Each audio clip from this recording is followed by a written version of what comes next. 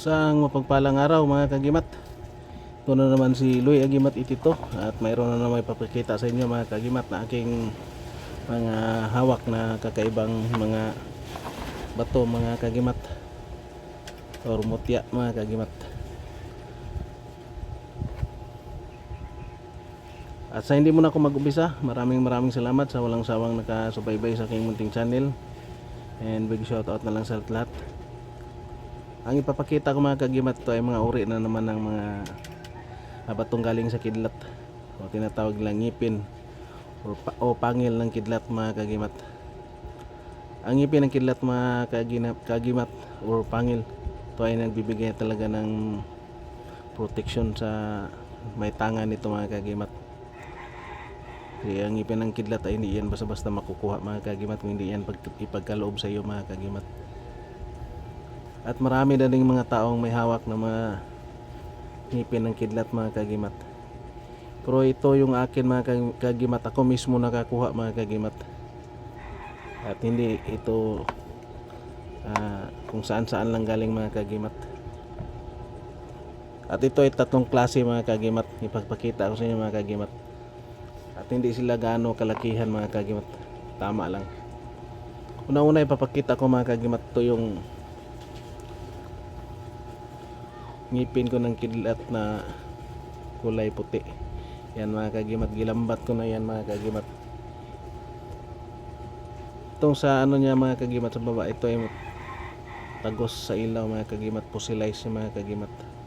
Pero ito mga kagimat, sinubukan kong sunugin sa cellophane mga kagimat, hindi talaga nasunog yung cellophane mga kagimat. Yan, at 3D ko na ito pang kwintas mga kagimat kasi nakalambat na. Yan, ito ay ngipin ng kidlat na puti. Yan, kung titingnan nyo parang ngipin sa harapan mga kagimat. Yan, yan, flat yung dito na yan. Yan mga kagimat, yung ngipin ng kidlat na puti. At yung pangalawa ko mga kagimat, ito yung itim, pangil. Yan, pangil ito mga kagimat, at hinawaan ko na din ng kwintas mga kagimat. Yan, itim. At ito mga kagimat ay magnetic. Itong puti hindi ito magnetic mga kagimat. Yan, itim lang yung mag-adikit sa magnet mga kagimat, pero konti lang siya mga kagimat. Yan, ang pangil na itim. Yan, wala yang sira mga kagimat. Yan, at 3D na ito pintas mga kagimat, pang protection mga kagimat. Yan, pangil ng kidlat, ang ngipin ng kidlat na itim. Yan, wala yang pakintab mga kagimat, natural yung ano niya. At ito mga kagimat yung panghuli, ito yung pangil ng kidlat na kulay, may pagka blue siya mga kagimat. Yan, so makintab yan mga kagimat. Yan, pagkakuha ko ganito na talaga yung itsura niya mga kagimat, 4 kantos yan mga kagimat. Yan, yung dulo niya. At hindi lang isang beses ako nakakuha nito mga kagimat, dati may nakuha ako din nga isa, pero nalimusan na yun sa aking kaibigan dyan sa parting Luzon. Ito mga kagimat, pero yung ano niya mga kagimat dito, matulis mga kagimat. Yan siya, ano siya mga kagimat. Yan,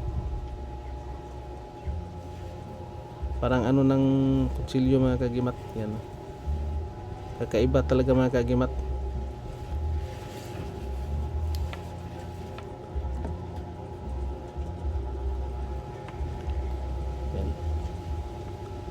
Ito lang muna yung papakita ko sa inyo mga kagimat. At ang video at ang usapin na ito ay para lang sa mga taong naniniwala sa mga kakaibang mutya, bato, ang mutya ng kalikasan mga kagimat.